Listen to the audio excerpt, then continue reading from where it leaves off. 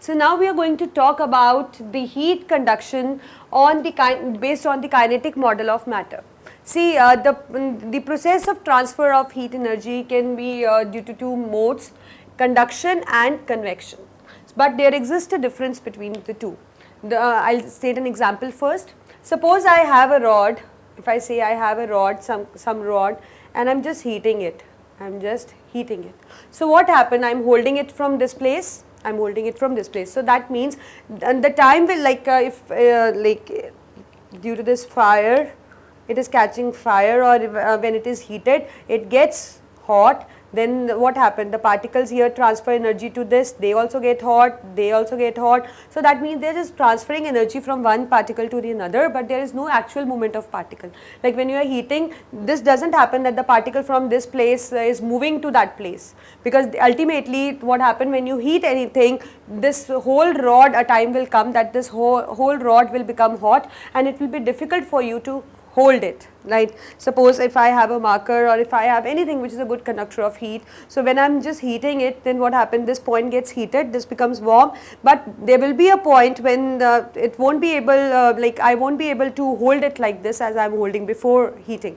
So that means the point, this also will become hotter, as it is not in direct contact with the burner, but still it gets heated up. The reason is that the particle here, when it gets heated, it starts vibrating with the more amplitude. It's like when on gaining energy, when I'm heating it, it is just absorbing the energy, and on absorbing the energy, it starts vibrating with the greater amplitude, and when it vibrates with the greater amplitude, it hit the another atom which is closer to it and transfer the energy. So likewise, then the next one will start vibrating with the greater amplitude, it will transfer the energy to the next one. So that means they will just transfer the energy to the particles which are present just side by side, and the time will come that this whole rod will get heated up.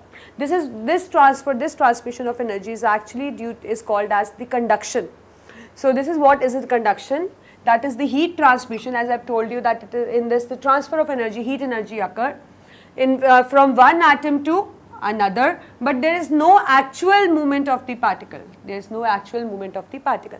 And moreover, you know that the heat energy is going to transfer obviously from a particle which is having a higher temperature, higher energy, or more vibration, which is vibrating with a greater amplitude, to the one which has a lower temperature, obviously vibrating low and vibrating with a lower amplitude. So this is what is the conduction. You can explain it actually on the basis of kinetic model of matter, because it shows that they are just transferring energy, but there is no actual net displacement in it. The second is convection. The second is convection. Suppose I have a tank here, I have a water inside. Let's say this is water. I am trying to heat it. So what happened? The particles which are in contact with this point, they will get heat up first. So when they will get heat up first, so obviously they will become lighter. They will become lighter, and we know that lighter things have less density, so obviously they will start moving upward. They will start moving upward, and when they will just leave their space, obviously their space will be occupied by the molecules which are present above it. That means the colder ones. So that means in this kind of thing, a conventional current sort of thing is formed, that the substance, the molecules which get heated up, they just start moving up because they become lighter, and that space is being occupied by the one which are quite denser, or which are actually cold, or which are not so much hot. So they will come in contact with that, then they will become hot, they will rise, it will then the other molecules which are colder, they will occupy space. So this kind of convectional current is formed. So here you can see that there exists a net displacement, as the particles which are heated up, they just start moving, they show a certain kind of motion, and then the space is occupied by the another. So there in this, the transfer of energy is occurring due to the movement of the particles. So this kind of thing is called as convection. So convection is obviously a transfer of heat energy. As I told you, it is a mode again for the heat transmission from one place to another, and which occur due to the movement of the particle. So this is how you are going to explain the heat conductions, that is by the method conduction and convection on the basis of kinetic model of matter, which actually trying to explain you that particles possess the motion. And like if somebody asks you about to state certain examples in which you can show that the matter is made up of molecules and molecule possess the kinetic energy. So you can actually prove it, like suppose you can say that suppose you open a perfume bottle at one corner of the room, then you will see that after some time the whole fragrance spread into the whole room. So this occur only because the movement of molecules were there. If the movement wasn't there, so that means that fragrance should have been confined to that place only. But what happened, actually it got spread in the whole room, showing that the molecules are constantly in motion.